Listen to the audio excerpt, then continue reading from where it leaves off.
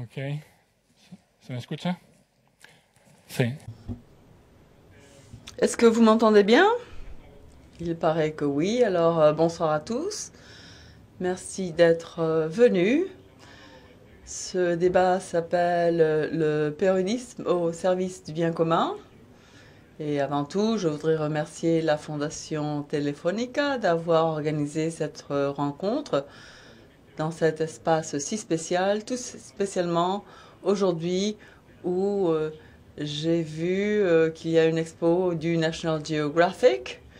Depuis 1888, donc le National Geographic exerce du journalisme au service du bien commun. Ils ont maintenant 2 millions de lecteurs, y compris moi-même et mes filles.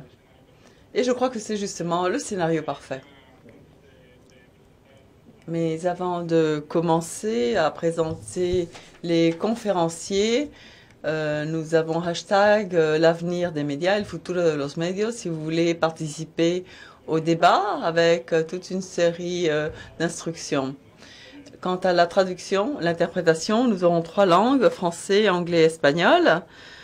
Canal 2 français, 3 espagnol, 4 anglais.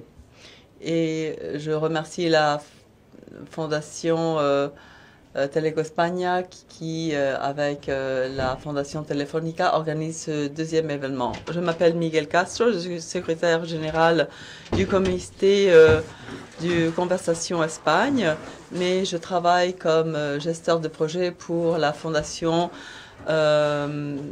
Bill and Melinda Gates. Je suis journaliste, c'est ça ma formation et ma profession que j'exerce depuis il y a 20 ans. Donc pour moi, ceci est un débat très important. Quelle est la prémisse dont nous voulons parler dans cette rencontre? Eh bien, c'est que les moyens de communication, suite à la transformation numérique qui est évidemment déjà ici présente et qui entraînait toute une série de transformations, eh bien, nous voulons justement parler de cette transformation. Quelle est donc la situation du journalisme, la situation des médias suite à cette révolution des médias, le changement des structures, des modèles. Ça, c'est quelque chose qui a déjà été débattu dans d'autres endroits, donc pas besoin d'en parler. Mais il s'agit de savoir si, enfin, les moyens de communication, les médias ont poursuivi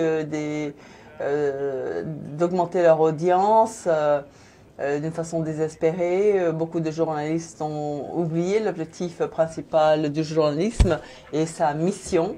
Et donc, j'espère, on va parler dans la prochaine heure. Et puis, un troisième thème que je voudrais aborder dans ce débat, c'est justement le fait qu'il y a de moins en moins, on fait de moins en moins confiance aux médias. Moi, je reviens du Royaume-Uni et là-bas, eh bien, les journalistes, eh bien, on est perçus comme étant moins que, enfin, je ne vais pas me comparer à d'autres professions parce que ça serait injuste, mais vraiment, on fait très peu confiance aux médias là-bas. Et c'est justement l'un des thèmes dont on voudrait parler aujourd'hui, c'est-à-dire le service que devrait rendre le journalisme à la société pour le bien commun. Je vais vous présenter brièvement les différents intervenants et puis eux, ils feront une petite présentation sur leur expérience, leur connaissance et ils vont dire quelques mots sur le thème. Nous avons tout d'abord Noémie Ramirez, Chief Strategy Officer Prisa Noticias, Rachel Oldroyd de Londres, Managing Editor du Bureau of Investigative Journalists, Didier Pourquerie, éditeur de la plateforme de Foundation France, et Mario Tansol, partenaire directeur de Prodigioso Volcan SL, une compagnie consulting stratégique. Donc voilà, nous allons commencer 40 minutes et après cela, nous aurons un débat, des questions, des commentaires, enfin un débat. Noémie, voulez-vous commencer? Eh bien, merci beaucoup de cette invitation, Miguel. Je voudrais remercier la Fondation Telefonica et The Conversation. Je voudrais donc partager mon expérience, vous expliquer comment nous voyons l'état des lieux actuels du journalisme. Sans vouloir commencer par me plaindre, nous sommes tous conscients du fait que nous sommes dans un milieu difficile, compliqué. Ce n'est pas quelque chose de nouveau. Notre marché, l'Europe occidentale, est peut-être le marché le plus ancien quant à la presse du monde entier. Et ce qu'on a perçu, c'est qu'on a perdu un tiers dans la vente des quotidiens en Europe depuis 2013 et que jusqu'à 2022, nous allons perdre environ 20% additionnel. Donc, c'est-à-dire que nous avons commencé dans un contexte où nous avions un business model très solide, très bien établi, qui avait été inaltéré, sans changement, mais pour toute une série de raisons, y compris la technologie, ont créé une disruption des business models et du rapport que nous devons établir avec nos lecteurs. Et à mon avis, il faut être conscient du fait que cela impose le besoin d'aborder la transformation numérique. Je ne voudrais pas l'aborder du point de vue du produit ou de nouvelles audiences, des nouveaux publics, mais je crois tout de même que la transformation digitale que nous avons donc à introduire, c'est le chemin qui va nous permettre de construire un modèle économique, un modèle d'entreprise durable, qui va nous permettre d'avoir un rapport solide, stable et crédible avec nos lecteurs. Et par rapport à l'importance de la confiance que tu mentionnais, la confiance est considérée dans beaucoup de forums comme la monnaie de change de notre profession. Et je crois que c'est tout à fait clair que si l'on veut construire un modèle d'entreprise solide et robuste, au-delà des bénéfices et de la publicité nécessaire, nous devons créer un rapport plus direct qui va nous permettre de connaître nos lecteurs, les différents types de lecteurs que nous avons, et construire une relation basée sur la confiance et sur la fidélité. C'est-à-dire passer d'un modèle basé sur la vanité et sur les quantités où l'on parlait de volume de pages lues, volume de vidéos regardées. Ça, c'est vrai que c'est la partie, disons, qui nous permet la publicité, mais il était nécessaire d'introduire sur le marché espagnol des matrices, des mesures de qualité, c'est-à-dire combien de lecteurs nous suivent, combien de temps ils passent à nous lire, c'est-à-dire tout ce qui a à voir avec le genre d'information, de contenu, de services de valeur ajoutée, de nouvelles capacités, de nouvelles fonctionnalités qui sont tout à fait connectées au produit en soi. Tout cela va nous aider à construire, devrait nous aider à construire en tout cas, un modèle alternatif basé sur la connaissance et sur un rapport direct avec le lecteur. Ça, c'est justement ce que nous avons encore en suspens, en attente. Et je crois que tous les médias, certains ont beaucoup avancé, ils sont bien consolidés, d'autres sont en pleine exploration, mais je crois que c'est la frontière que nous devons conquérir en Espagne. Voilà, je voudrais peut-être céder la parole à mes confrères qui ont beaucoup à apporter, je suis sûre, mais un dernier point que je voudrais ajouter, c'est qu'il y a quelque chose qui n'est pas très souvent mentionné, qui me semble très important au niveau des médias, au niveau global, c'est-à-dire miser sur la collaboration. Je crois que l'un des éléments qui nous a toujours définis, c'est un certain degré d'endogamie, d'autosatisfaction lorsqu'on essaye de calculer eh bien, nos succès, mais nous n'avons pas suffisamment pris d'initiative de collaboration. Je crois que dans le contexte actuel, nous devons trouver des formules plus ouvertes, plus basées sur la collaboration, qui nous permettent de travailler entre nous et avec des tiers qui se trouvent là dans ce système global, cet écosystème de collaboration. Et il peut y avoir pour cela des plateformes. Enfin, il y en a qui sont contre ces plateformes, mais enfin, ça serait le résultat d'un travail de collaboration qui va nous permettre d'atteindre un niveau de produits innovateurs qui serait difficile de pouvoir créer individuellement. Nous avons des exemples de travail, d'édition en collaboration ou de grands projets de collaboration, de grands médias transnationaux qui sont de très bons exemples de collaboration et qui attestent du fait que la collaboration marche. La relación con los lectores y la... Donc des sujets explorés, la collaboration avec les lecteurs, cette relation de confiance. Donc la collaboration, si bien Didier et Raquel ont beaucoup d'expérience à ce sujet, ainsi que les relations avec les plateformes Facebook, Twitter, c'est les aspects fondamentaux.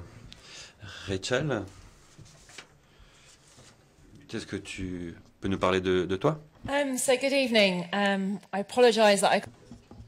Eh bien, bonsoir. Désolée, je ne sais pas parler en espagnol.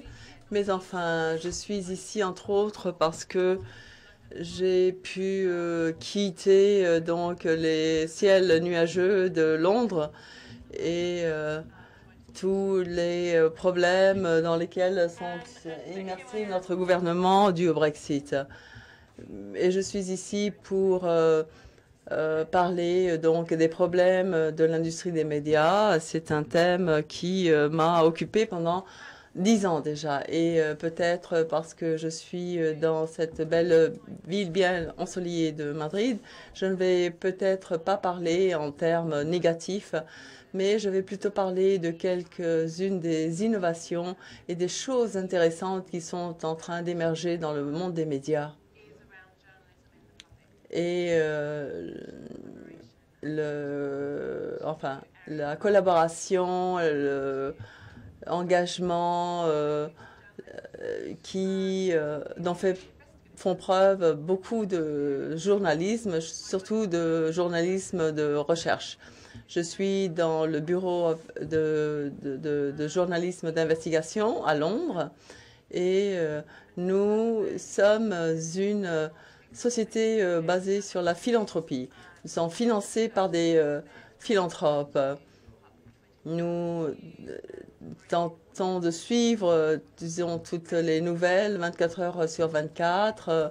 On lit constamment ce qui est publié, mais surtout, ce que l'on veut, c'est introduire une transformation, avoir un impact. Et ce genre de journalisme, ayant une mission, nous permet, moi-même et mon équipe, de approfondir dans les thèmes, c'est-à-dire d'aller au-delà des titres et d'établir des coopérations et de créer toute une série de rapports avec beaucoup de sociétés de relations publiques. Donc, je ne vais pas trop parler de ce que l'on fait au bureau, juste un exemple du genre de travail que nous menons à bien.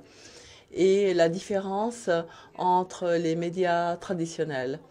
Nous abordons des sujets qui nous paraissent ont une grande importance.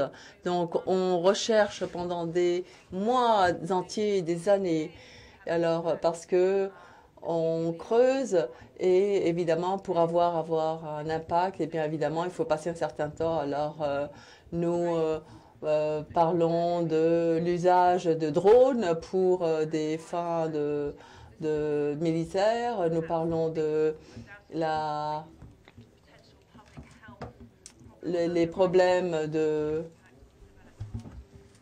santé publique. Nous étudions beaucoup, disons, la contre-information, les fake news. Enfin, je n'aime pas beaucoup ce terme-là, mais l'industrie des relations publiques utilise les médias sociaux pour manipuler les nouvelles et les informations. Et donc, ce genre de travail, ça prend du temps. Et dans une industrie qui est en pleine dégringolade, eh bien, personne ne veut nous financer parce que ça revient cher, parce que ça prend du temps. Et très souvent, eh bien, ce n'est pas très intéressant pour le public, même si ça peut être important pour le public et pour le bien commun. Alors, la première partie de cette décennie, notre journalisme d'investigation a subi de nombreuses attaques. Dans la deuxième partie de la décennie, surtout aux États-Unis, mais de plus en plus dans toute l'Europe, on a vu apparaître de nouveaux modèles.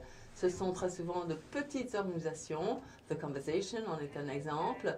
Il y a 10 ans, toutes les informations et toute la recherche réalisée dans nos institutions académiques restaient là-bas. Maintenant, avec The Conversation, le public a accès à cette information d'une façon très facile. Donc, le journalisme d'investigation est réalisé de plus en plus par des petites organisations, petites et innovatrices. Il y a d'autres organisations en Espagne. On travaille avec des données. Donc, non, on a mentionné la collaboration. La collaboration dans les médias, ce n'est pas quelque chose qu'on aime excessivement. Très souvent, dans les médias, les journalistes sont très compétitifs entre eux. Mais nous avons maintenant vu qu'il y a beaucoup de collaboration entre différents pays, par exemple pour les Panama Papers. Donc ce genre d'enquête n'aurait pas été possible sans l'aide de douzaines d'organisations qui se sont mis d'accord et qui ont creusé. Et maintenant, il y a un nouveau mot à la mode, c'est le engagement, l'engagement, c'est-à-dire comment travailler en cercle au lieu de, disons, diffuser à notre public. Nous sommes dans une bibliothèque pleine de connaissances. Nous sommes en train de penser à faire circuler cette connaissance, comment attirer notre audience pour extraire des informations de ces personnes, parce qu'il y a beaucoup d'audiences qui en savent beaucoup plus que nous et qui ne le disent pas. Et dans le journalisme d'investigation, nous allons au-delà. Nous voulons coopérer non seulement avec les journalistes, mais avec le public. Et nous sommes en train de voir quelles techniques peuvent être utilisées pour trouver ce genre d'informations. Donc, il y a beaucoup de travail qui a été fait pour savoir qui est propriétaire des cities. Donc, ce sont des conglomérats, par exemple, qui ont acheté tous les immeubles d'une ville.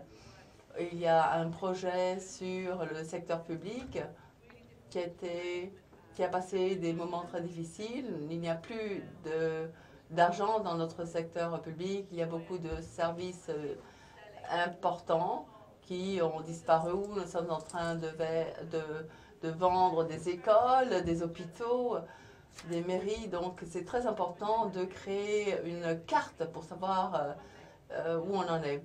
Et c'est le public qui est en train de nous aider à justement mener à bien cette enquête dans les espaces publics. Alors, c'est une façon nouvelle de faire du journalisme d'investigation, parce que le système traditionnel a subi beaucoup d'oppression et nous devons trouver donc une façon plus efficace pour inviter le public à s'engager. Merci. Está claro que el tema Merci bien. Il est maintenant clair que la collaboration, on voit que alors les nouveaux modèles, c'est ce qu'on va explorer avec toi tout à l'heure. Bien sûr, il s'agit aussi de savoir comment être constructif pendant qu'on fait ses recherches sur des sujets si difficiles et négatifs et également compliqués. Des sujets compliqués à faire comme la résistance à la bioéthique aussi. On va l'explorer tout à l'heure. Didier. Antibiotiques, oui. Didier. D'abord, cette invitation. Je voudrais revenir sur un point qu'a abordé Noémie, sur la confiance. Parce que si on veut avoir de l'engagement, il faut qu'on ait de la confiance. Et comment regagner la confiance du public? Alors, en France, on a dans les classements de confiance dans les métiers, le journalisme arrive tout à fait, pas en bas, mais pas loin. On est classé entre les banquiers et les agents immobiliers. Et donc, en effet, il faut quand même faire attention à ça. Et donc, c'est comment rebâtir la confiance. Alors, moi, il se trouve que ça fait presque 40 ans que je fais du journalisme. J'ai commencé à Libération et j'ai fini en étant directeur adjoint du journal Le Monde. Et je me suis toujours posé cette question. Comment faire en sorte de bâtir la confiance? Comment mes lecteurs, avec qui j'ai envie de partager des choses, aient confiance en moi?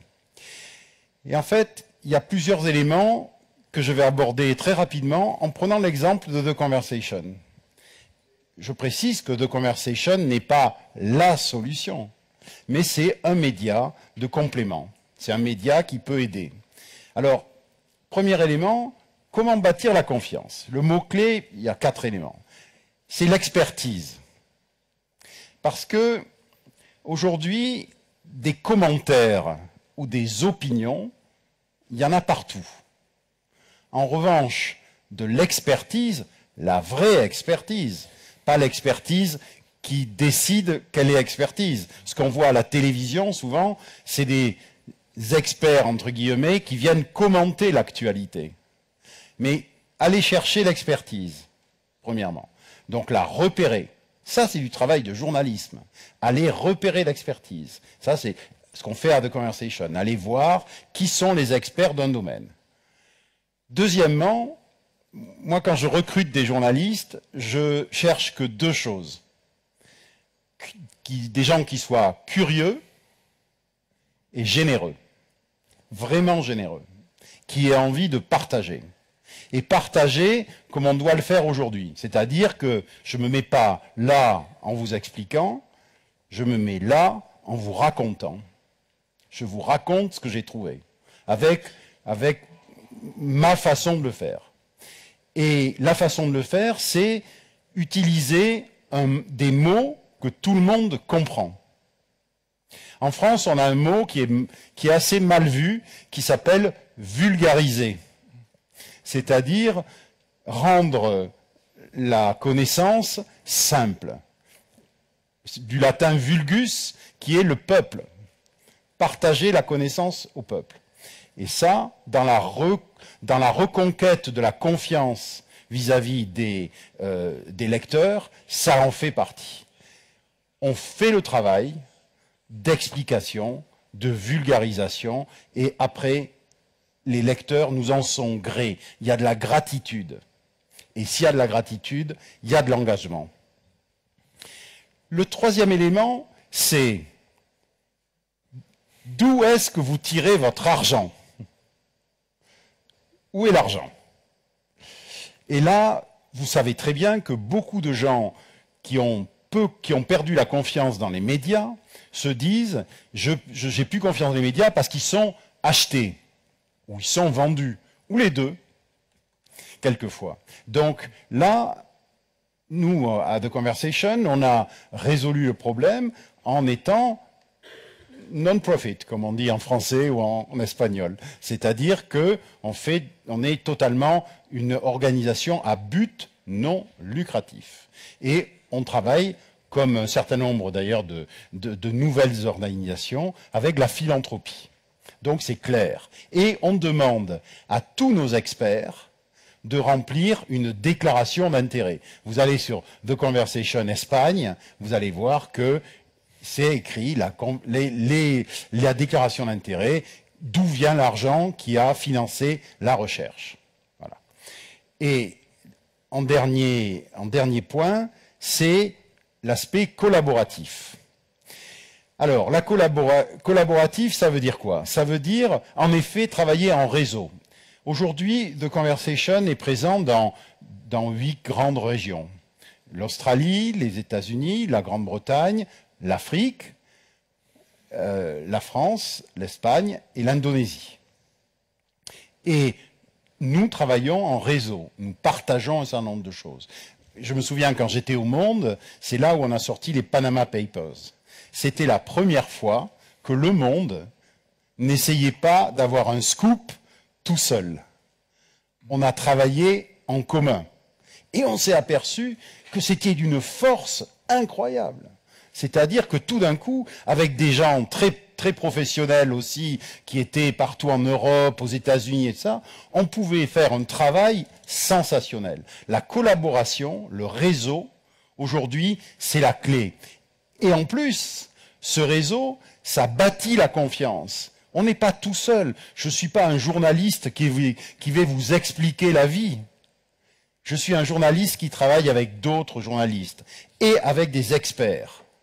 Et le travail avec les experts, aujourd'hui, dans le monde, il y a 70 000 experts qui travaillent pour le réseau The Conversation. 70 000 experts qui travaillent de manière collaborative avec les journalistes.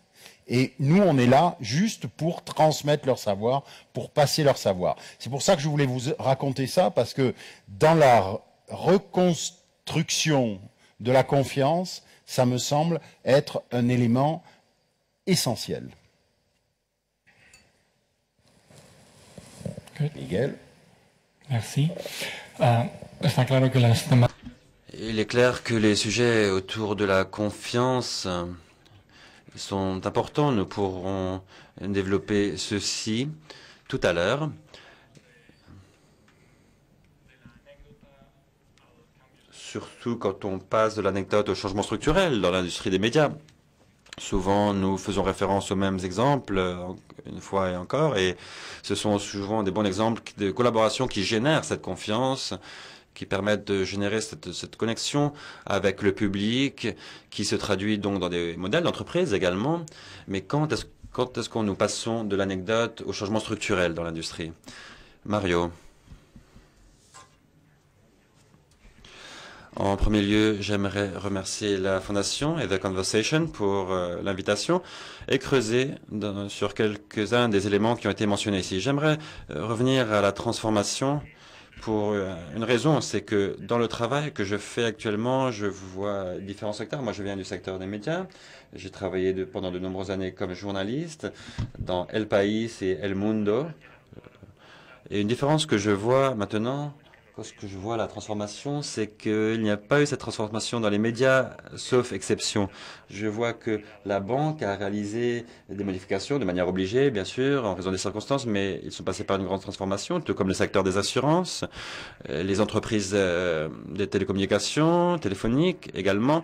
Et lorsque nous regardons la plupart de la presse, mais aussi la télévision et la radio, ils disent qu'ils réalisent cette transformation, mais en fait, lorsque l'on voit les signes qu'ils devraient montrer pour voir que c'est en train de se dérouler vraiment, eh bien, cela n'existe pas dans la plupart des cas, car ils n'ont pas les éléments qu'exige une transformation.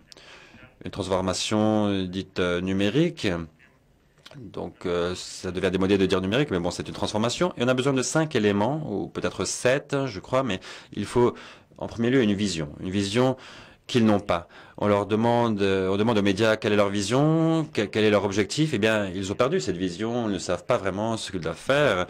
Ils vendent le modèle d'entreprise, mais bon, c'est pas ça en fait. On parle pas de ça. Il y a quelques années, on voulait changer le monde, éduquer, surveiller le pouvoir.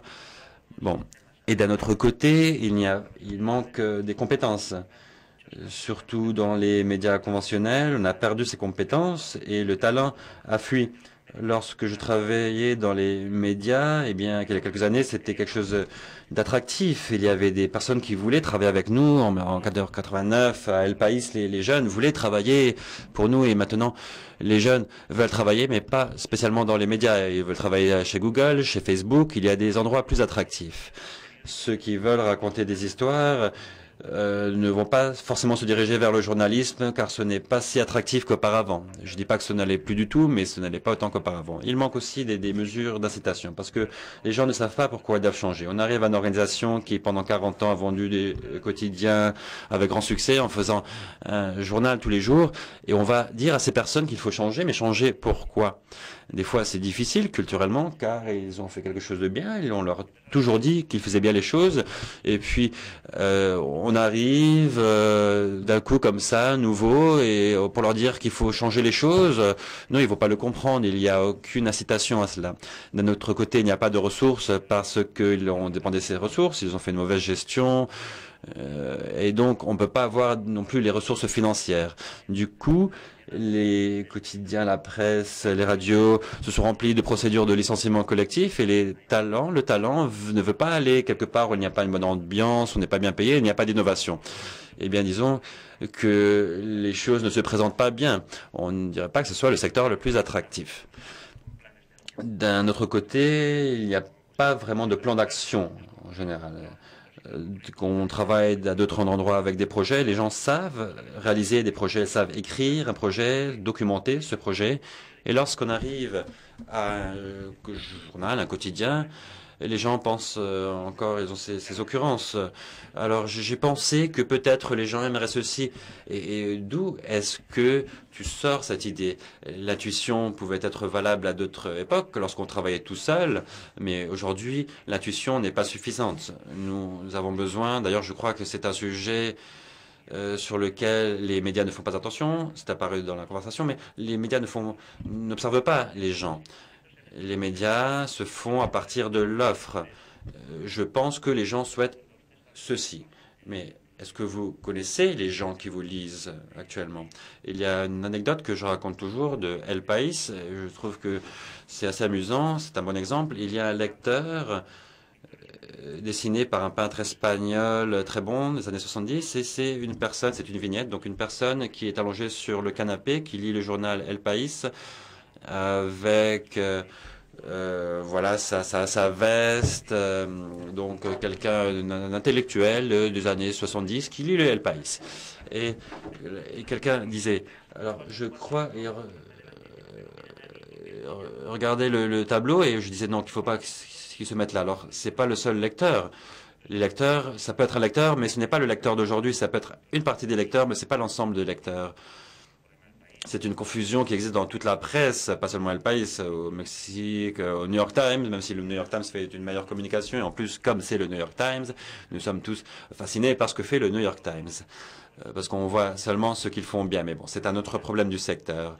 Vers qui nous nous tournons? Parce qu'il y a beaucoup de choses à regarder en dehors du secteur. Ceux qui font de bons récits actuellement ne sont pas dans les médias. Ceux qui font les meilleures conceptions, design, ne sont pas dans les médias. Ceux qui racontent les meilleures histoires ne sont habituellement pas dans les médias. J'insiste, ce n'est pas un sujet, c'est pas quelque chose de général. Il y a des exceptions, des choses qui sont bien faites, et il y a de bons professionnels, mais le résultat final n'est pas présent. Puis je disais qu'il y avait deux autres éléments qui manquent également, c'est la créativité. Personne n'ose faire de nouvelles choses. On voit des choses nouvelles en dehors des médias. Dans les médias, nous voyons que 2 ans plus tard, ils copient ce qu'a fait Facebook, ce qu'a fait Twitter. Ils veulent réaliser leur propre Twitter. Mais écoutez, est-ce que vous êtes présent? Où êtes-vous? Ils n'essayent même pas. Ils essaient de faire des choses qui ont déjà été faites 3 ans ou 5 ans auparavant.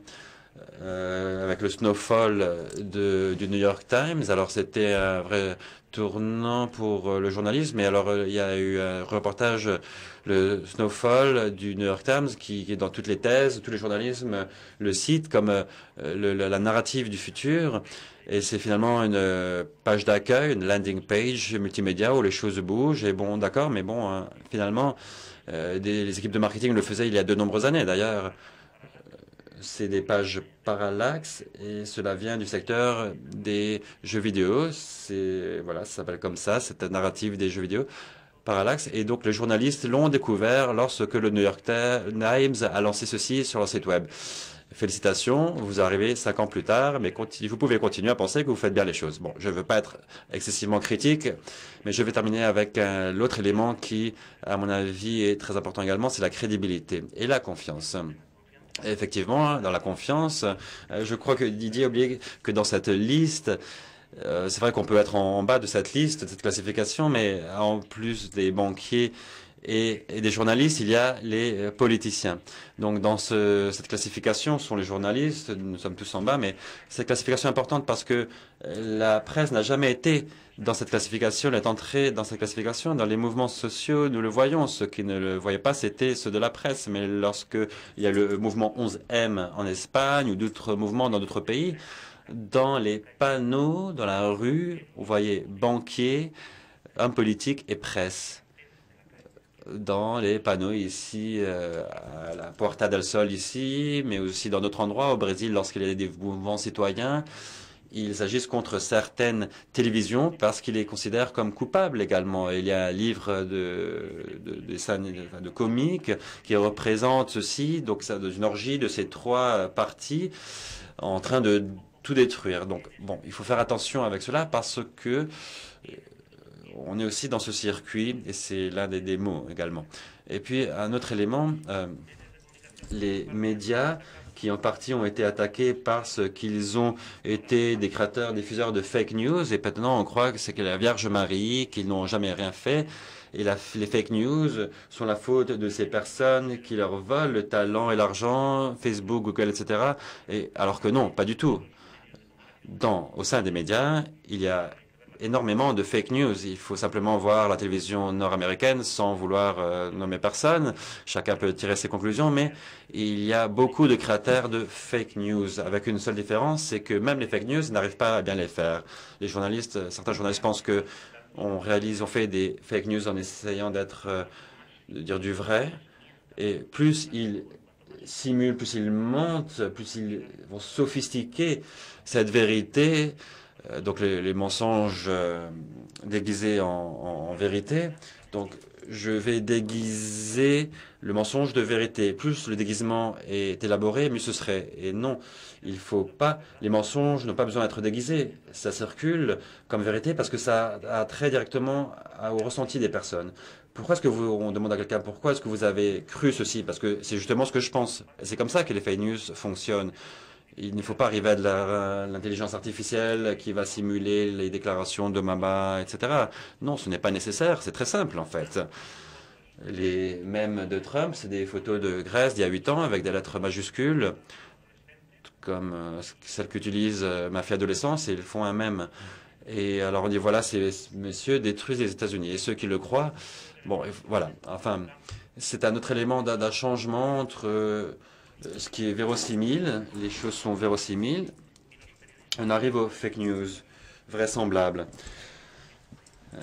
Il y a des exceptions, c'est vrai. Alors, je ne veux pas m'étendre, mais il y a aussi le modèle d'entreprise dont on parlait. Et ça amène à ce que la crédibilité dérive vers d'autres modèles, comme celui de The Conversation, les vôtres, ou aussi avec Open Society, je travaille, donc on voit beaucoup de ces cas-là aussi, mais beaucoup de ces enquêtes qui étaient avant le territoire de la presse traditionnelle ou de la télévision, eh bien maintenant, c'est ces consortiums internationaux qui les publient, les médias numériques. En Espagne, nous avons un exemple aussi, si vous vous souvenez des derniers scandales politiques économiques qui sont apparus dans la presse, eh bien, 8 personnes sur 10 les ont lus ou ils proviennent d'un média numérique. Je crois que c'est aussi une réflexion plutôt pour la presse conventionnelle plus que pour le territoire général des médias, parce que le journalisme a encore une fonction, mais on dirait que cette fonction se déplace de lieu et prend d'autres formes. Il y a eu des réactions immédiates dans le panel à ce diagnostic, Didier? Ajouter quelque chose à ce que tu disais, à ce que vous disiez. Les grands groupes des médias, c'est les seules grandes entreprises où il n'y a pas de service recherche et développement. C'est très rare que dans les médias, il y ait des services recherche et développement. Donc, ces dernières années, le recherche et développement est venu de l'offre technologique ou de l'offre des plateformes. Donc, par exemple, Snapchat disait « Faites des stories sur Snapchat ». Et donc, les médias disaient « Oui, on va faire des stories sur Snapchat ». Mais ce n'était pas les médias qui décidaient, c'était la technologie qui décidait. Et pourquoi? Parce que assez peu de groupes de médias ont des cellules de recherche sur les médias. Ils attendent l'innovation. L'innovation vient de l'extérieur. Et les médias sont toujours en train de courir pour avoir la dernière technologie. Alors que je pense aujourd'hui que l'intérêt, il y a tout un... C'est ce que vous disiez, il faut ralentir. Il faut ralentir. Ralentir pour faire du bon travail. Ralentir pour vraiment expliquer. Ralentir parce que l'aspect de la confiance, juste un dernier point, elle vient d'où la perte de confiance aussi? Elle vient de l'angoisse face aux grands problèmes du monde. Quand on est dans un monde qui sécrète de l'angoisse, on a plusieurs manières d'y réagir. On a des biais cognitifs qui nous poussent à avoir peur de tout et à perdre la confiance. Et donc, il faut reconstruire de la confiance en allant au-delà de ces biais cognitifs, c'est-à-dire en expliquant. Et expliquer, ça prend du temps. La deuxième expertise, c'est l'expertise de méthode. Pourquoi il est important de partager l'expertise des chercheurs? Parce qu'ils ont une méthode d'investigation qui est intéressante, qui s'appelle l'esprit scientifique, l'esprit critique. Et aujourd'hui, on a besoin de l'esprit critique. Face à des gens qui se méfient de tout, on a besoin des gens qui, tranquillement, regardent la réalité avec un esprit critique. Et là-dessus, les médias, les journalistes ont un rôle à jouer en apportant des éléments pour aider cet esprit critique. Mais je pense qu'aujourd'hui, on est dans un système de crainte face à la complexité sur lequel, vraiment, on a quelque chose à jouer. Mais tranquillement, calmement, en prenant notre temps, puisque c'est quand même ça sur lequel on court. Noémie, si interpreto tus palabras... Noémie, si j'interprète tes paroles lors de ton intervention, si je comprends bien le travail que vous faites dans l'équipe de produits, lorsque tu parlais de collaboration, tu parlais également de collaboration avec les plateformes dans l'élaboration de produits, de l'innovation. Après ce qu'a dit Mario et ce qu'a dit Didier concernant le manque de recherche, de développement de produits au sein des médias, est-ce que tu es d'accord? Quelle est ton expérience? Et si tu es d'accord, quelle serait la solution aussi pour passer de ce qui est anecdotique à ce qui pourrait être une vraie solution pour le secteur? Oui, alors au fait, c'est vrai que nous parlons beaucoup d'innovation, de recherche et de développement. Et je crois que tout d'abord, il serait important de définir ce que l'on veut dire par innovation et par recherche et développement. parce que la capacité pour investir, pour appuyer de grands développements et de la recherche et du développement est très importante. Et dans la situation où se trouvent la plupart des médias et telle, ils subissent la parfaite tempête et subissent l'impact d'une crise structurelle du secteur et de la crise économique qui nous a frappés et qui a entraîné toute une série de changements dans nos us et coutumes par rapport à la consommation. Il y avait des entreprises très bien établies et qui, petit à petit, ont perdu le rapport qu'ils avaient avec leurs lecteurs. Ce que je veux dire par là, c'est que la collaboration de laquelle donc je parlais, c'est quelque chose de très nécessaire, à mon avis, afin d'avoir une certaine force pour pouvoir aborder des initiatives qui vont nous aider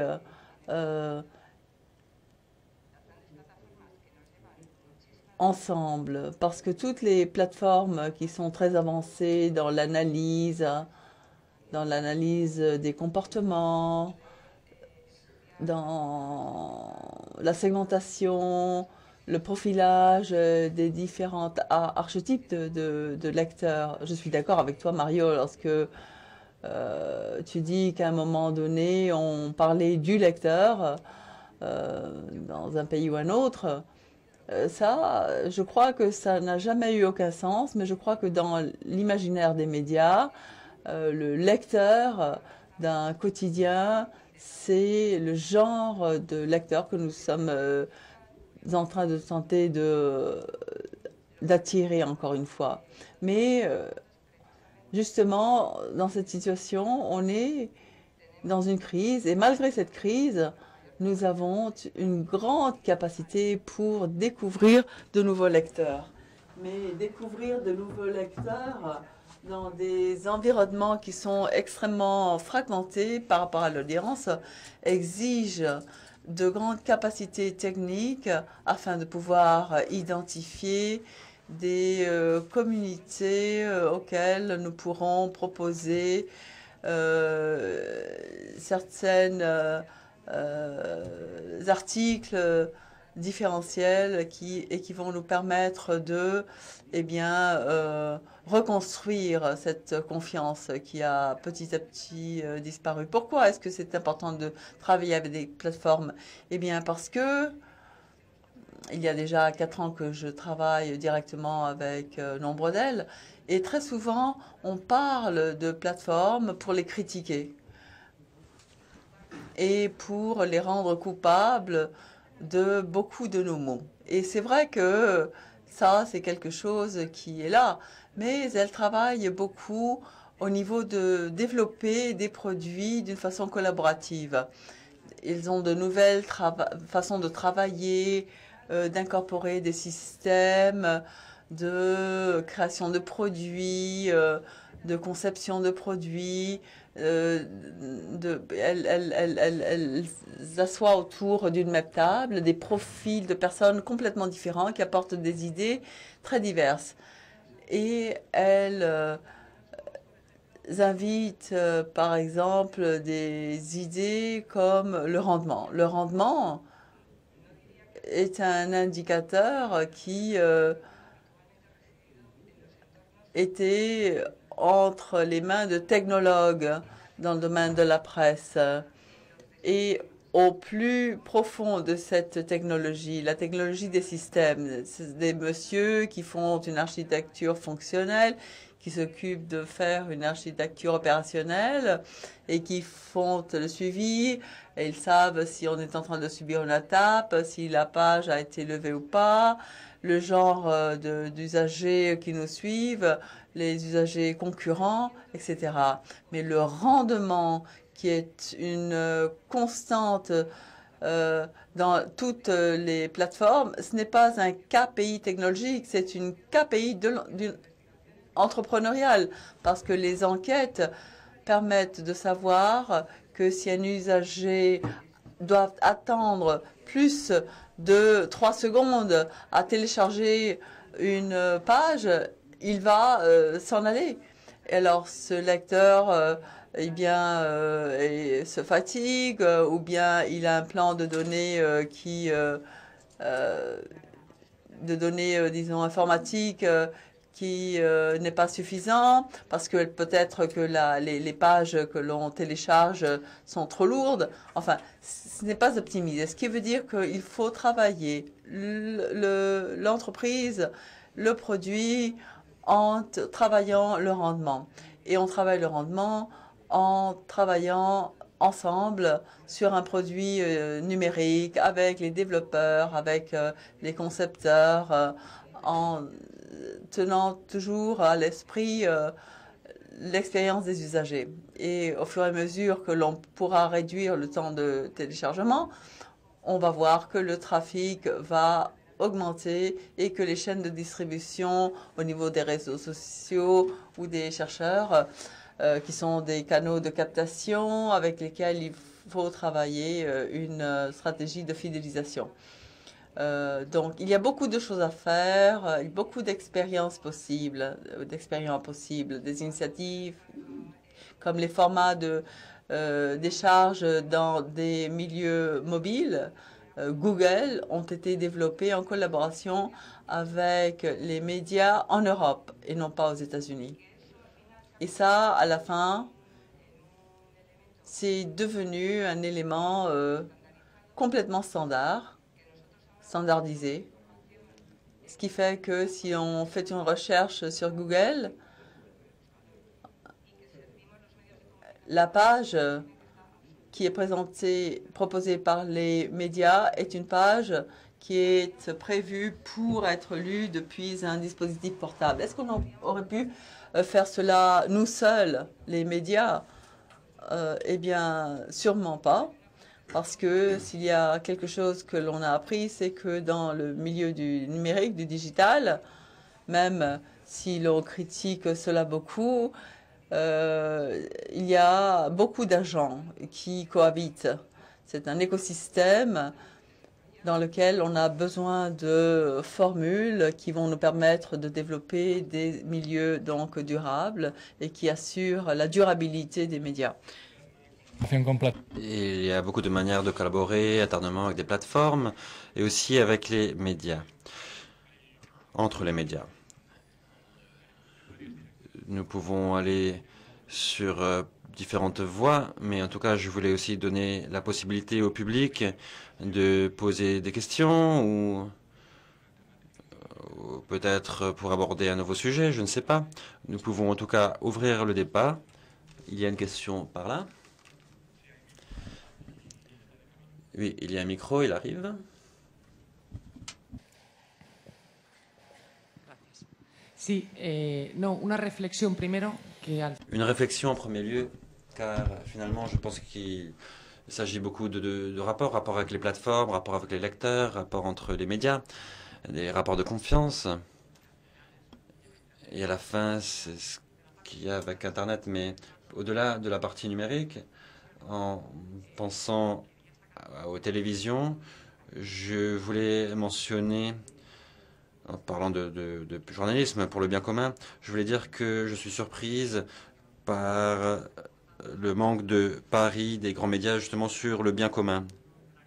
Donc pour toutes les informations du domaine social, les plateformes de télévision ne misent pas, ne risquent pas, ils vont tous vers ce qui est facile. Et s'il y a un produit comme un programme, par exemple, peu cher, assez banal, on mise sur cela pour le prime time et il n'y a pas vraiment de vrai pari des médias. C'est quelque chose que, pourtant, les utilisateurs réclament, je pense. Si on veut un show sur Telecinco, en Espagne, par exemple, c'est juste un exemple. Et pourquoi ne pas miser sur des informations à plus forte valeur dans d'autres chaînes plus petites, savoir ce qui est fait dans d'autres secteurs, par d'autres organisations. J'ai l'impression que tout est assez linéaire. Je suis consciente du rôle de la publicité, mais quelle est votre perspective? Je pense qu'il y a cette demande de la part des utilisateurs, donc raconter ce qui se passe dans la société, dans le secteur de l'entreprise aussi, l'entrepreneuriat social ou non. Il y a beaucoup de jeunes et des seniors aussi qui ont ces projets d'entrepreneuriat. Et alors, les initiatives online, offline, à la presse, c'est quelque chose que on ne trouve pas. On ne mise pas sur ce type de journalisme qui pourtant pourrait aller dans le sens du bien commun. Un volontaire? Alors, je vous rejoins sur ces commentaires, mais vu que ce territoire existe, cet intérêt existe, ceux qui s'approprient ces éléments les moins polémiques, c'est les marques. Les marques consacrent des ressources afin de produire ce que les télévisions quotidiennes ou la radio auraient produit à d'autres époques. À ce sujet, il y a beaucoup d'exemples en Espagne et dans le monde. On a des exemples de ce qu'on appelle aussi le branded content. Donc pour le secteur éducatif, par exemple, donc tout ça c'est produit par une banque et distribué par un journal. Et après les aspects de développement durable, on voit beaucoup d'investissements réalisés par les entreprises, mais c'est des entreprises. Parce qu'effectivement, il y a une demande sociale, ce n'est pas un problème de manque de demande. Évidemment, les entreprises évitent ce qui peut être plus polémique et ils ne vont pas payer un correspondant de guerre ou l'autre élément qui entre dans ce que vous dites. Mais c'est vrai qu'il y a une partie de ce territoire qui est occupée par les entreprises parce qu'elles pensent que c'est la manière d'améliorer leur crédibilité, la confiance en eux. Mais ce qui est surprenant, c'est qu'ils déplacent les acteurs conventionnels. Ils le font avec nos mécaniques, d'ailleurs. Ce n'est pas une publicité, ce qu'ils font, c'est des entretiens, des vrais reportages, d'ailleurs, des fois très bien faits. C'est surprenant, mais des fois, ils sont bien faits. Et même, ce qui est encore plus surprenant, c'est qu'ils sont indépendants, des fois. Quand on voit des infos concernant la technologie, par exemple, ceux qui vont mieux les offrir, c'est sûrement une banque. Alors que ceci, avant, c'était pas le cas. Et pour le développement durable, par exemple, il y a un tas d'informations très actuelles et même critiques envers certaines industries. Et pourquoi est-ce qu'ils ne le font pas? Eh bien, parce que c'est sûrement lié à ce dont parlait Noémie, les ressources qui s'épuisent. Et la seule manière d'y arriver, c'est des fois en continuant à utiliser la capacité de distribution. Eh bien, peut-être que quelqu'un sait faire le contenu et que notre partie sait encore distribuer, nous on sait encore distribuer. Et voilà, je suis d'accord avec vos commentaires. Et c'est vrai que c'est surprenant de voir ce déplacement d'une partie de cette fonction qui se trouve autre part. Oui. Et ceci est directement lié avec quelque chose que vous avez mentionné dans votre présentation et Didier également, par rapport au journalisme de solution, ce journalisme constructif. C'est spécialement compliqué dans le journalisme d'enquête. Les sujets sont compliqués, durs. Souvent, les résultats sont négatifs. Et les histoires, les résultats sont négatifs. Alors, vous, comme d'autres du secteur, vous faites un journalisme qui recherche aussi la construction en utilisant les mêmes compétences de journalistes pour voir qui a mal fait les choses, mais aussi qui a bien fait les choses. Et d'un point de vue du journalisme d'enquête, dites-nous comment on peut faire ce journalisme. Et Didier, je sais que à partir de The Conversation, mais aussi auparavant dans ta carrière, tu as été un étendard, d'un représentant de ce genre de journalisme. Et comment passer de l'anecdote au changement structurel dans les médias? Comment le faire? Une toute petite définition de ce qu'on pourrait appeler le journalisme constructif ou le journalisme de solution. Et après, je voudrais passer la parole à Rachel, parce que ça, c'est du journalisme d'impact qui est plus puissant. Le journalisme de solution, c'est du vrai journalisme, c'est-à-dire de partager, je l'ai fait à Libération ou au Monde, de partager des bonnes pratiques, quelque chose qui apporte des solutions, mais qui est porté par une association, une ONG, etc., ou quelque chose dans un pays qui n'est pas connu, et le rendre, et l'expertiser, demander à des experts de dire si c'est intéressant ou pas, et ensuite le partager. Ça, c'est le journalisme, disons, de solution de base. Ensuite, il y a le journalisme constructif qui va un peu plus loin, c'est-à-dire qui dit, voilà un certain nombre de pistes qui pourraient donner lieu à des changements de législation, etc. Mais moi, ce que je voudrais demander à Raquel, c'est par exemple, moi, je vis dans une campagne où on a, avec des vignes qui sont pleines de pesticides, avec des gens qui tombent malades. La maladie, c'est le bien commun. La santé, c'est le premier bien commun. Donc, qui va en parler de ça? Qui va en parler? Vous. So, I think we have to be, I just want to take a step back, I think we have to be really careful about... Venir en arrière, il faut faire attention, très attention lorsque l'on parle de la crise dans les médias, parce qu'au fait, nous sommes en pleine...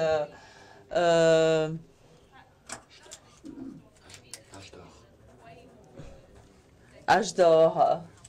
Nous avons beaucoup plus de lecteurs. Nous recevons beaucoup d'argent de la part des lecteurs. Nous tentons d'en garder un certain montant. C'est très important qu'on attire tous les grands penseurs dans notre secteur.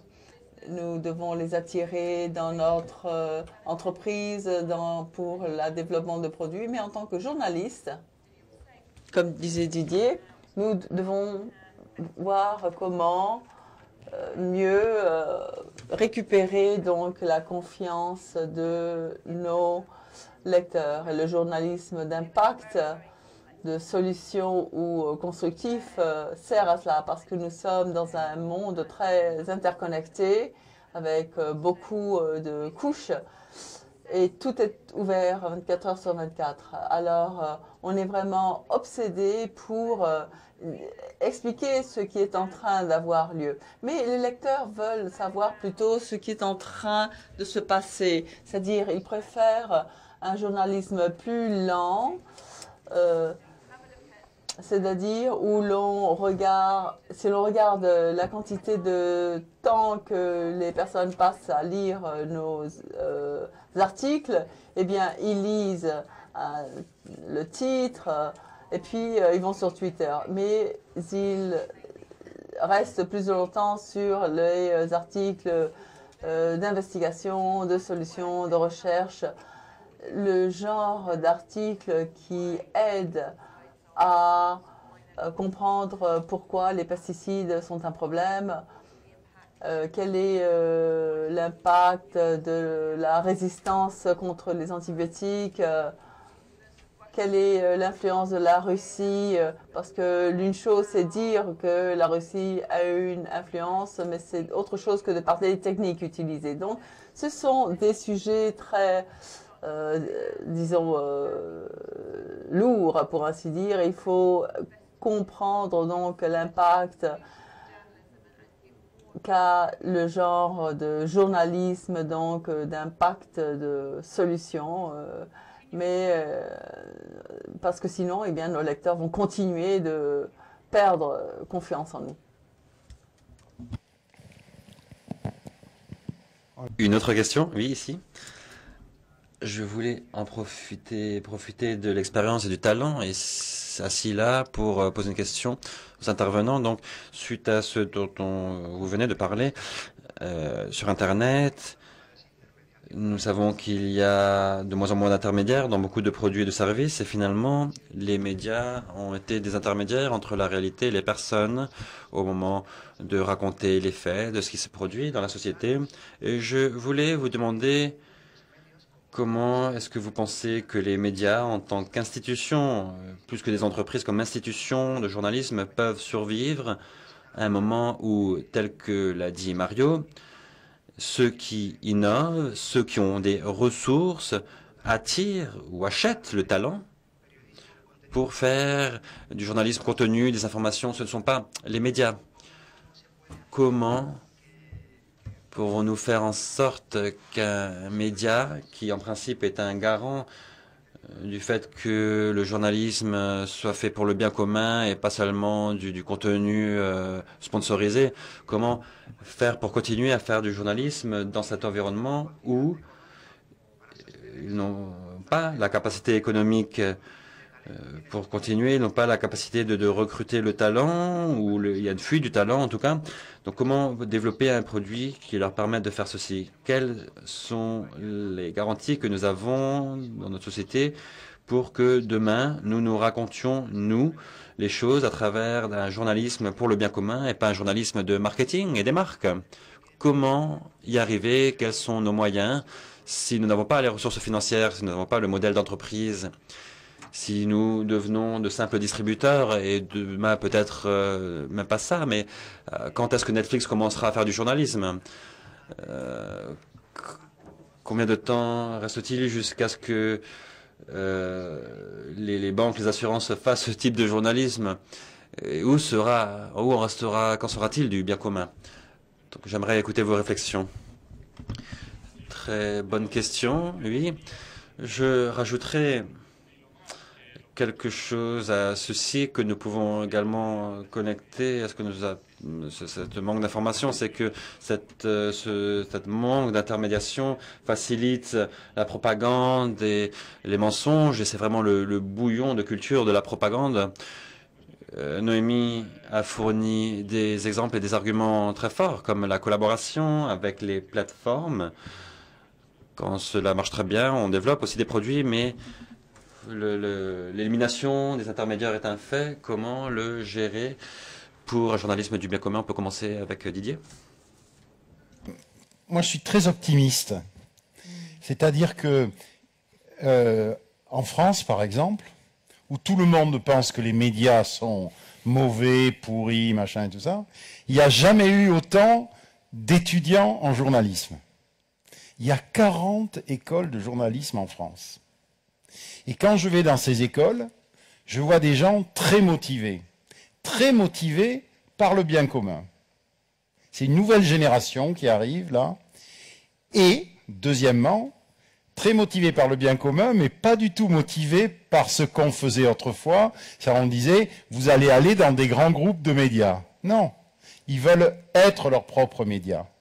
Ils veulent lancer leurs propres médias, se mettre à 3 ou 4 et lancer leurs propres médias. Je crois qu'aujourd'hui, on est dans un moment où, à côté des grands médias traditionnels, qui sont des diffuseurs de plus en plus, des broadcasters, comme on dit en mauvais français, des diffuseurs, eh bien, on a beaucoup de petits médias. Et c'est ça qui, à mon avis, c'est ça qui me rend optimiste. C'est-à-dire que il n'y a pas, en tout cas autour de moi, je vois fleurir tout un tas d'initiatives médiatiques qui partent de la recherche du bien commun. Donc, mais c'est pas dans les grands médias que ça se passe. Peut-être que les grands médias vont récupérer un certain nombre de ces petites start-up, etc., dans leur groupe, pour les diffuser, d'abord, mais en tout cas, il y a une volonté de faire du journalisme à peu. Pourquoi? C'est en utilisant toutes les ressources du numérique pour être plus efficace. Pour construire des réseaux collaboratifs, pour travailler ensemble. Aujourd'hui, c'est facile, par exemple, de faire un collectif de journalistes dans un pays qui ne sont pas dans les mêmes régions.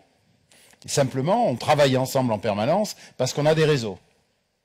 Donc, utiliser ces réseaux, utiliser cette technologie pour être plus efficace, pour être sur le terrain, pour être sur plusieurs terrains à la fois. Voyez, donc c'est tout ça qui me rend assez optimiste sur ça. Évidemment, il y a de plus en plus de native advertising, de brand content, etc. Oui, mais ok, on vit avec, on sait que ça existe. Mais je trouve vraiment que l'initiative revient.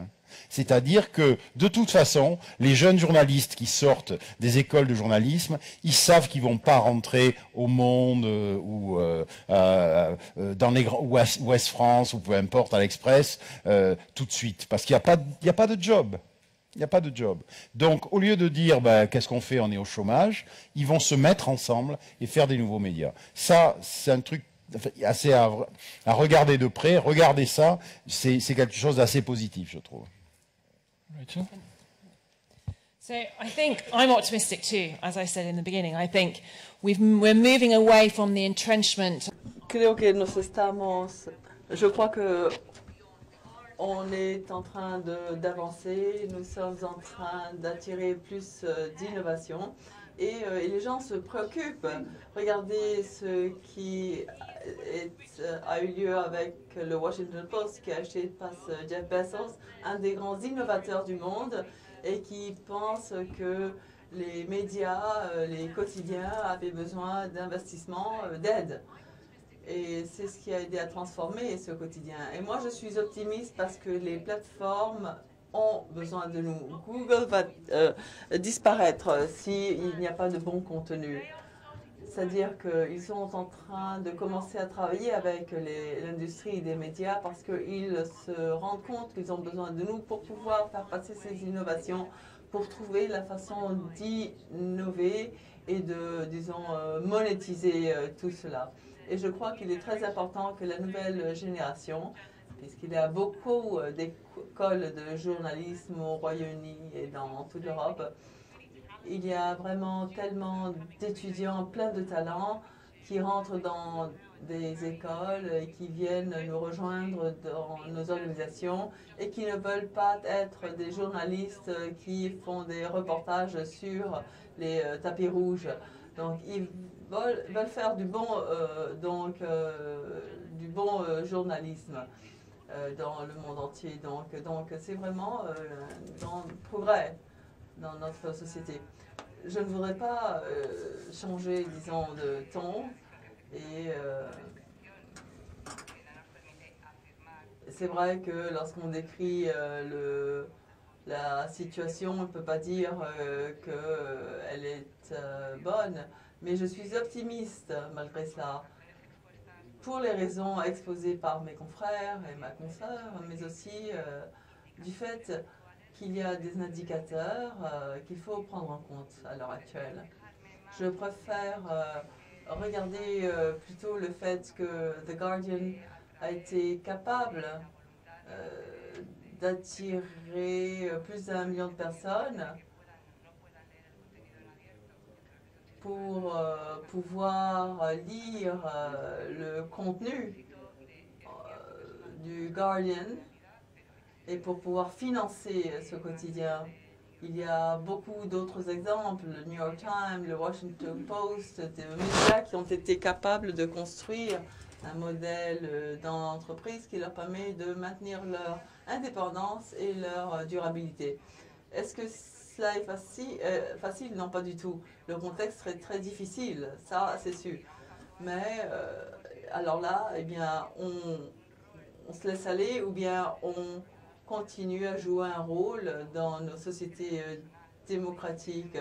Moi, personnellement, je pense que le journalisme doit jouer ce rôle-là et c'est pour cela qu'on doit continuer d'explorer, de continuer à aller de l'avant. Est-ce que le périodisme, le journalisme de marque existe, le branded content, ça existe? Il y a certaines régions qui sont complètement utilisées par les marques pour faire passer leur message, pour améliorer leur présence et développer une marque ce qui ne serait pas possible autrement, oui. Mais les médias, on a des grands publics. C'est pour ça que les plateformes et les marques nous veulent nous utiliser. Mais en revenant à la question que vous avez posée, Madame, vous parliez de durabilité. Le plus grand projet de développement durable en espagnol est celle dirigée par le pays. Ça s'appelle Planeta Futuro et c'est, disons, appuyé par Miguel Castro, la Fondation. Donc, ce que je veux dire par là, que les médias ont tout intérêt à miser sur un journalisme de qualité, sur un journalisme basé sur le bien commun, sur un journalisme qui unit et qui ne sépare pas. C'est-à-dire tout ce que nous avons toujours dû faire. C'est-à-dire que les choses n'ont pas tellement changé. Ce qui a changé, c'est le contexte et le milieu. Et c'est là que nous sommes en train de nous redéfinir, mais sans perdre notre essence. No soy tan optimista. Creo que el pesimista era... Moi, je ne suis pas si optimiste. On disait que le pessimiste est le réaliste, je ne sais pas. Mais en tout cas, je crois qu'il y a des éléments, c'est vrai, positifs dans les facultés, je le vois aussi. Il y a un élément de rêve dans l'objectif du journalisme, et c'est quelque chose que je partage d'ailleurs. Moi, j'ai aussi été journaliste, mais cet objectif n'a pas l'air de suivre la ligne des opérations en marche. Donc, j'imagine que ça amène à la frustration. Si c'est pas la première année, c'est la deuxième ou la quatrième. Mais en plus, peut-être que les écoles françaises sont différentes, mais les universités espagnoles continuent à enseigner aux élèves le journalisme du 19e siècle. Enfin bon, c'est quelque chose qui m'inquiète également. Je me rappelle, lorsque nous étions dans les quotidiens, il fallait reformer les gens. Quand j'étais dans la partie numérique du groupe Prisa ou El País, il fallait reformer ceux qui sortaient des facultés de journalisme. Je ne sais pas ce qu'ils avaient montré, mais il fallait les reformer. Et ça me préoccupe également. J'espère que les universités françaises sont différentes. En tout cas, que je sache, et pour la plupart des cas, je parle de majorité parce que c'est vrai que je dis toujours qu'il y a des exceptions. Mais en tout cas, c'est difficile parce qu'on voit que c'est un peu les universités de la nostalgie en journalisme.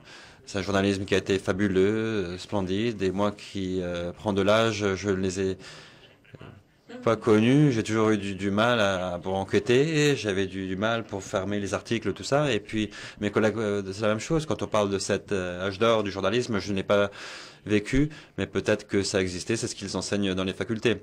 Bon, ceci dit, par rapport à ce que vous dites, je vois des espoirs dans le sens où il y a des éléments technologiques qui, à mon avis, créent une confusion parce qu'il faut savoir comment on construit la crédibilité. C'est ça la valeur.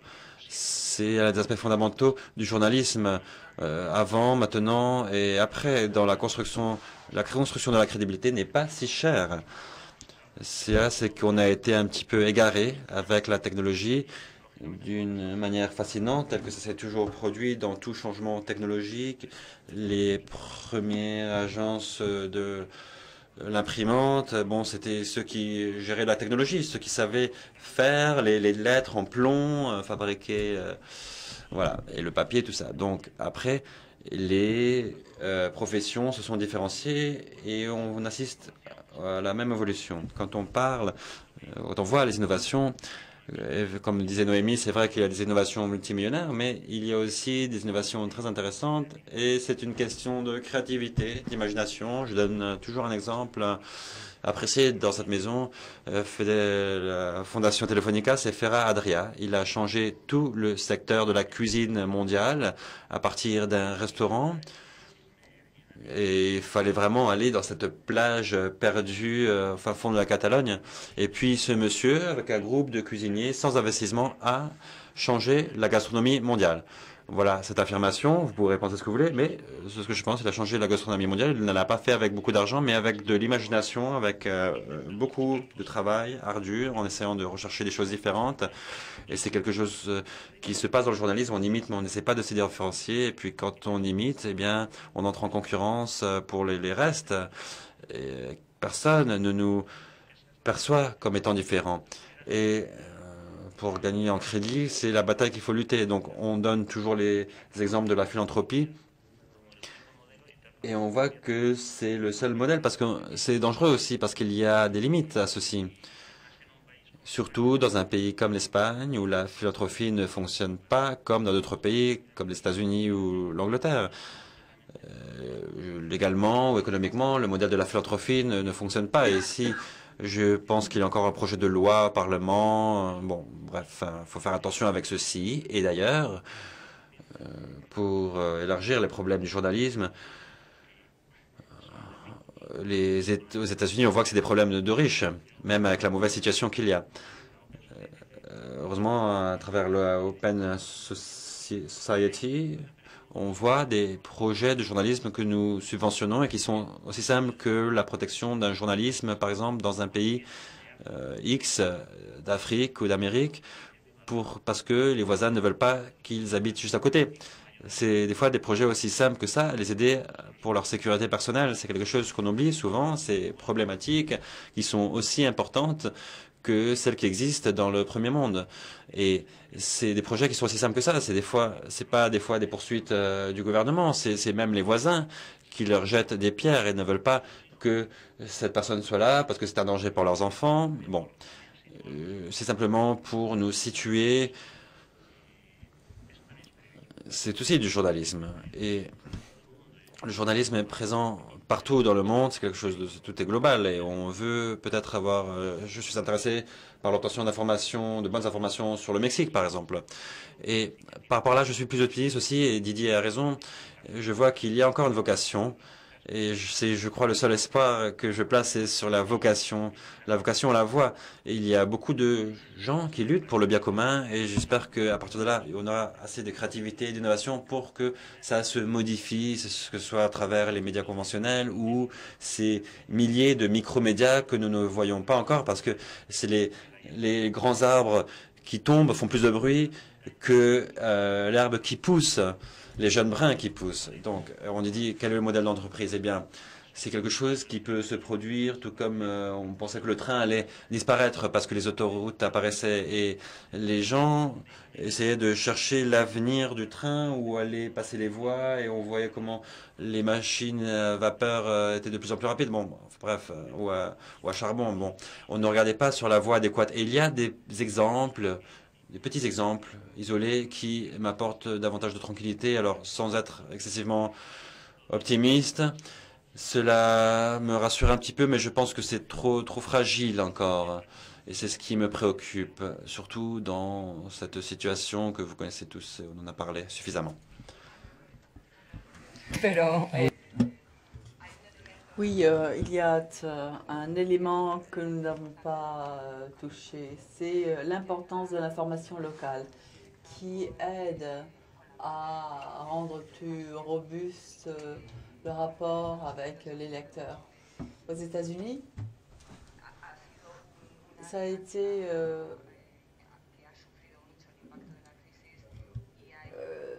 on a beaucoup subi l'impact de la crise. Et je crois qu'on a pu récupérer la confiance et la crédibilité grâce à cette information locale en identifiant les besoins directs de ces lecteurs, au-delà des grands reportages, disons, du monde. Pardon. Voilà, nous avons dépassé les 90 minutes. Une question rapide. Merci beaucoup de vos présentations. Je crois que ça a été très intéressant et spectaculaire. Et puisque nous n'avons plus de temps, je voulais simplement dire que j'ai fait du journalisme d'investigation pendant 20 ans. Et le plus grand problème que nous avons peut-être maintenant, c'est que les gens ne sont pas capables, avec les statistiques dans la main, de distinguer. Et je suis d'accord avec Raquel que les fake news sont une stratégie. C'est une tragédie que d'adopter ce terme parce que c'est rendre vrai des mensonges et les gens ne sont pas capables de distinguer entre le vrai et le faux. On a vu la victoire de Trump, on a vu le péril des populismes de l'extrême droite et de l'extrême gauche. Et c'est vrai, la question que je vais poser est compliquée, certes, mais est-ce que vous croyez qu'il y a une solution pour pouvoir distinguer entre les deux, pour pouvoir obtenir une bonne information? Parce que si ça arrive par WhatsApp et si on publie des vidéos faux, c'est de plus en plus difficile. Et je suis comme Mario, je ne suis pas tellement optimiste, mais j'aimerais bien avoir de bonnes raisons pour l'être. Merci. Rachel, ou l'un de vous deux. Oui, je crois que les fake news seront un des grands dangers c'est notre génération. Eh bien, nous savons quelles sont les bonnes marques qui produisent de bons articles, des articles vrais. Mais mes enfants reçoivent des nouvelles par le biais de leurs amis. Alors, il y a Twitter, il y a Facebook, mais d'accord. Mais qu'en est-il avec WhatsApp ou Instagram? Comment créer donc des marques dans ces espaces-là? Alors, c'est vrai que c'est très difficile et nous devons revenir à ce terme, terme de confiance. Nous devons développer encore une fois une confiance avec nos lecteurs. Le Guardian a fait un grand parcours. C'était un quotidien qui était tout à fait en faillite et maintenant ils ont plus d'1 million de lecteurs. Donc ils ont vraiment pu développer une relation de confiance avec leurs lecteurs et continuent de le faire et d'autres organisations de médias pourront le faire. Et la seule question que j'ai par rapport aux mensonges et aux fake news, c'est eh bien du reportage vrai et des marques fortes, puissantes. Des labels ou des certificats. Alors, je ne sais pas comment on peut dire, mais il y a un certain nombre d'initiatives actuellement, Reporters sans frontières, etc., lancent des labels, c'est-à-dire qu'ils vont étudier les médias qui produisent des informations pour essayer de les classer, de dire ça, voilà, ça c'est, vous pouvez avoir confiance. Alors, je sais pas, je dis pas que c'est la solution, mais je dis que c'est en tout cas, si on arrive à mobiliser suffisamment de communautés différentes autour de ces labels, autour de ces certificats de crédibilité, c'est une voie. Parce que les marques donnent la confiance, c'est sûr. Le Guardian, on a confiance dans le Guardian, on a confiance dans le New York Times. Enfin, aux États-Unis, si on est si on est électeur de Trump, on n'a pas confiance dans le New York Times. Mais bon, en tout cas, on a confiance dans le New York Times, on a confiance. Mais pour les autres, il faut essayer de trouver des moyens extérieurs aussi d'expertise, de contrôle qualité. Tout ça, c'est des choses qui sont en train de se faire. C'est pas une solution, mais c'est en train de se faire et je trouve que c'est intéressant à suivre parce que un jour ou l'autre, ça va donner quelque chose. En tout cas, il y en a un peu partout dans le monde, des gens qui essayent de se dire comment est-ce qu'on peut avoir des stamps, des labels, je sais pas comment on peut dire, en disant ça, vous pouvez avoir confiance. Je sais pas, mais en tout cas, regardez ça, ça vaut le coup. Dans les interventions, on parle de crédibilité, de confiance du public avec le média qu'il consomme, pas la crédibilité des médias en général, qui est un sujet si compliqué. C'est la crédibilité qu'on a, nous, sur les médias que l'on consomme, la confiance dans la marque que l'on consomme. Merci à tous d'avoir été avec nous plus de 90 minutes. Merci aux intervenants et merci à Telefonica et The Conversation Espagne. À la prochaine.